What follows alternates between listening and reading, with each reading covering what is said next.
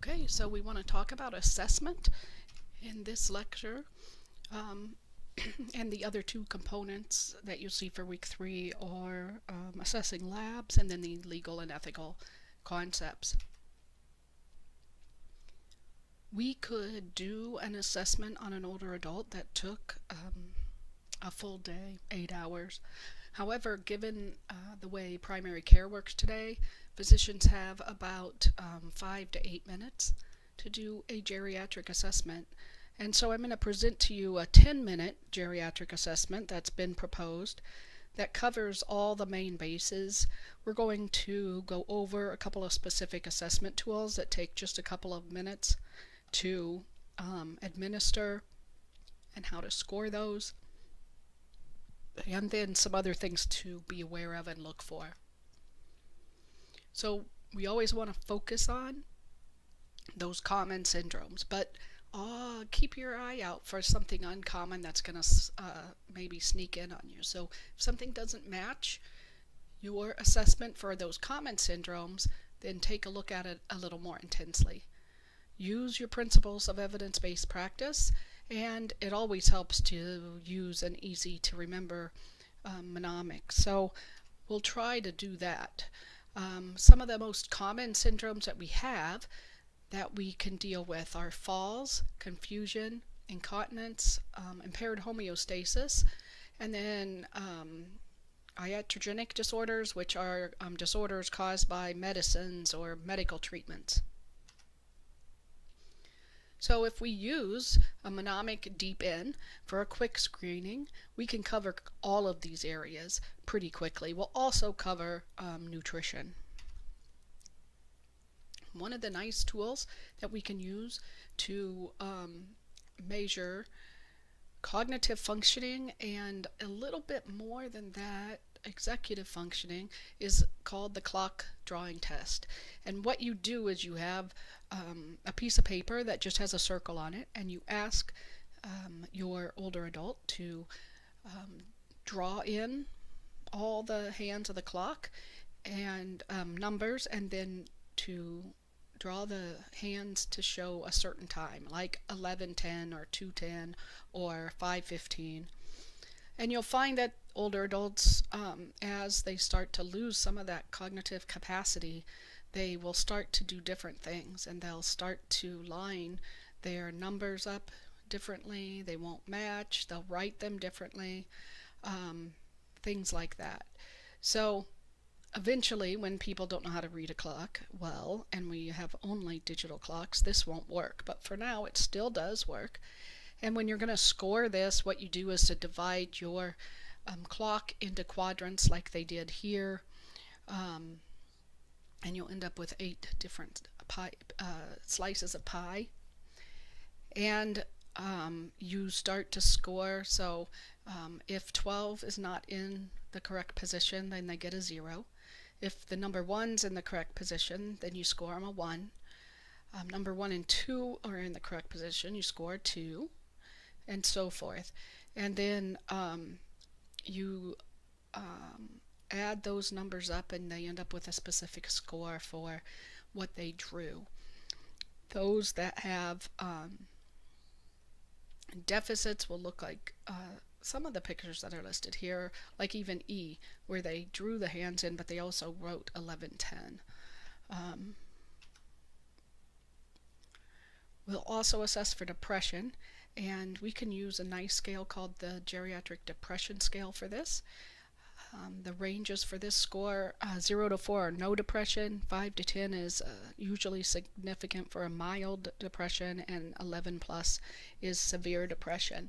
Now there are several different forms of this scale. One's a short version. This is the full 30 version that I'm referring to, and these are the questions that are on that geriatric depression scale. And you just circle yes or no for each of those questions, and then the questions that have the number 1 beside them, you just add all those up that they answered. So if they answered no for number 1 and yes for number 2, that's a score of 2. But if they answered no for number 2, 3, and 4, then those don't get any numbers attached to them. and so you can relate your scores to how depressed they are. Now, it looks like I misspoke. So this one is the 30-point test, and the interpretations at the bottom of the page, and the geriatric depression scale here is the short version that only has 13 questions on it. We also want to evaluate medications, so we want to see which drugs the older adult is taking, make sure that we get all the over-the-counter drugs. If they are on 4 or more drugs, then that person's at high risk for polypharmacy, and we'll talk more about polypharmacy later on. If they're on any antidepressants or benzos or any non-prescribed drugs, they are at higher risk. And if they're on any alternative or complementary medicines, they're at higher risk for issues. Medications in older adults, because of the physiological changes, as we'll talk about throughout the rest of the semester, really are at high risk for any type of adverse event that might occur, and those physiological changes make them much more susceptible to adverse events due to medicines. We should assess our older adults' eyes. If they wear glasses or contacts, then we can kind of assume that they've been to the eye doctor, but they may not have. So ask them when they last visited the eye doctor, when they had their prescriptions renewed. Ask them if they have any trouble driving, watching TV, reading, or any other activity, and then you can do the Snellen eye chart, just like you guys did in Foundations, and refer to an ophthalmologist for any ability to read greater than 20/40. Ears, we also want to make sure we can check ears. So there's 2 tests, and I need to correct this slide, it looks like. One of them is a whisper test, where you'll stand behind them and whisper a word and see if they can repeat it. The other one is your rubbing the fingers test, where you again stand behind them and rub your fingers together and bring your fingers closer and closer to their ear and have them tell you when they can hear it. Anyone who doesn't pass either of those tests needs referral to an audiologist. And we also need to check older adults' ears for impacted cerumen or earwax and remove that prior to the test. Impacted earwax can actually make it really hard for individuals to hear. We can check their ears with an ophthalmoscope and then do a warm water flush or saline flush to get that wax to come out. If the wax needs more, like it's really hard and dry, then they need to see an ENT physician who can remove the wax safely with the appropriate tools. For physical performance, we want to take a look at it. A couple of different tests could actually be done, but the timed get up and go test is going to be the best. And it's really easy to do. You have your patient sit in a chair. When you say go, they get up, they walk 10 feet, turn around, come back, and sit back down in the chair.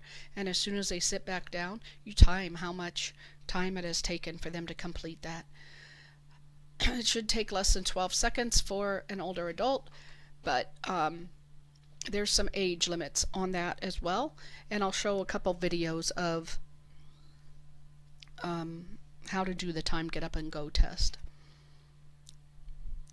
The SF-12 has 12 questions related to physical and mental health.